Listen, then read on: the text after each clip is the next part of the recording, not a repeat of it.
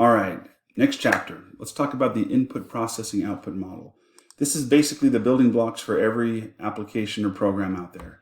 We take some sort of input, whatever it might be, data, images, sound, anything at all that can be translated into digital format. Then we perform some sort of processing on it, modifications, algorithms, cleaning. Then we output something useful or different when it's done. And often that output becomes an input into some other program or to some other building block or functionality, and it becomes an input that goes through processing along with some other inputs. And it's a cycle that repeats and repeats, and this is basically the way computer programs work. So let's break this down in our context and go through examples of how we input data, what type of processing we might do, and what sort of output we'll generate. So let's begin here with input. Now you've seen some of these things before in our prior chapter where we introduced variables, but let's start by creating a variable called name, and I'm going to set it equal to Homer. If I just run that, it's going to do nothing other than store the hard-coded value of Homer in the variable name. Now I said hard-coded because no matter what, whenever we run this cell now, it's always going to be Homer, unless I were to go in there and change that. What I want to do, or what we want to do, is make this dynamic. Rather than always put the same name in there, we're going to allow the name to change. To do that, we'll use the input function. So a function, if you remember from the first chapter, it's a name that performs some logic that is stored in the Python interpreter. It's much like Excel when you enter a function like sum or average into an Excel worksheet cell, and it will return back, it'll perform some processing and return some results. So the function we're going to use is called input. You might remember this. And input itself has or requires an input parameter, which is going to be some question or something to indicate what data is going to go into this text box. So I'm going to type in, what is your name? Put a space at the end there. You'll see why here in just a second. And let's run that. What is your name? All right. It prints out this input that I gave it and then a text box. So I can type this in. Now the name Homer is still stored in name, but it shows me or lets me see this input box question.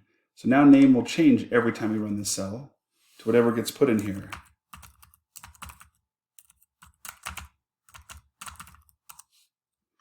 So that's what we mean by dynamic. All right, let's do like we've done before, and let's simply concatenate this maybe into a sentence.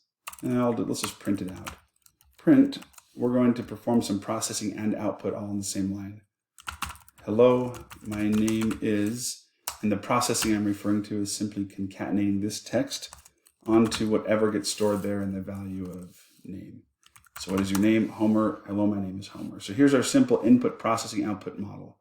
I collected an input right here on this line. I performed my processing right here by concatenating that variable with some other text or string. And then I use the print command to output the results. So that's my input processing output model there, right in 2 lines of code. All right, well, let's learn a bit more about this input function. This is a really useful one for a few reasons, but let me show you exactly how it's working. Let's run this again. In fact, maybe we can just copy that, save ourselves some time. Beautiful. What I want to do now is print out type name. So I've got 2 functions here, one nested inside of another. You know it's a function and not a method because a function is going to be on the outside and we're going to pass into it some parameter.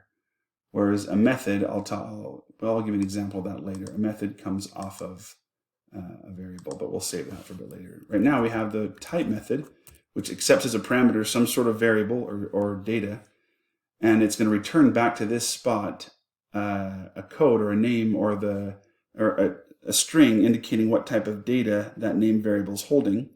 That in turn is going to become an input to the print command or the print function, which will then take that and simply print out to the screen. So let's try this one more time here. Oops. Homer. All right, here's what we get back from the print command. Class string. This is the type of data. It's a string. Okay, well, we could have figured that out. We knew that because that's what we typed in. It was text. But I want to show you what happens when we ask for numeric data. Let's store something else, some sort of number, maybe a height equals input. And let's ask the question or state enter your height in feet in decimal form. All right, so e.g. 6.1 feet. All right, so what are they going to enter in this? They're going to enter in a number. So if we print that out, what would we expect it to be? Let's use the type function again and pass in the variable height that in the line before is going to be populated with whatever they enter right here, presumably a number. So I would presume then, or you might presume that the class would be a float or an int, like we learned about last time.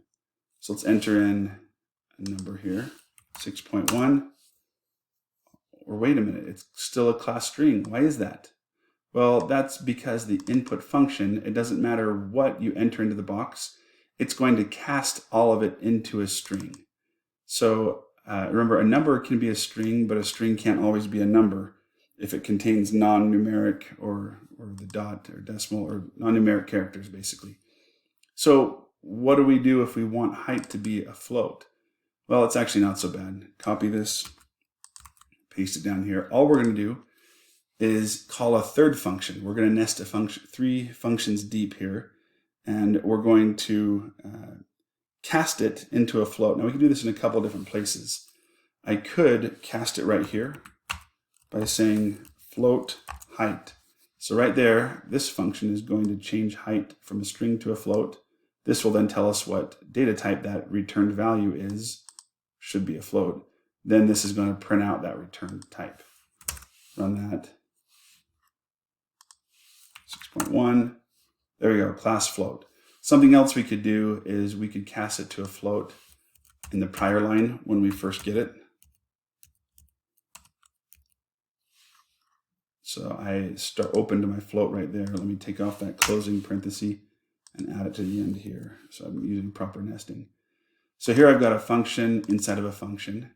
This function takes that as an input. Float takes the entire thing because input, that function is going to return a value. Before it was being saved into height, but now it's going to be saved or returned to this float function, which will then return its output into height. So each one of these, this input function takes this text as an input, does its own processing, returns a value. Float takes all of this, does its own processing, returns a value, then it's stored in height. All right, run that. 6.1, beautiful, works just the same. All right, let's, this is enough for collecting inputs. Now later in the book, you're going to learn a lot more about how to get more realistic inputs that we use for data science. We're not going to run input boxes. This is just an easy way to illustrate the point. Typically, we're going to pull in a CSV file. We're going to pull data from a database or maybe a JSON object or any number of other things. But for now, we'll call this good for input. And then let's move into processing.